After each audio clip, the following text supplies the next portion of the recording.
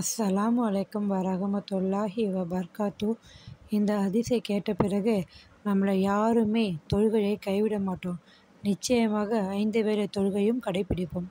அப்படி என்ன ஹதீஸ்னு பார்ப்போமா? ஒரு நாள் நபி ஸல்லல்லாஹு அலைஹி வஸல்லம் அவர்கள் சஹாபாக்களிடம் கேட்டார்கள், உங்களுடைய வீட்டுக்கு முன்னாடி ஒரு ஆறு ஓடிட்டு இருக்கு. அந்த ஆறில் யார் 5 வேளையும் குளிக்கிறாங்களோ அவங்க உடம்புல அழுக்கு இருக்குமா? நிச்சயமாக இருக்காது.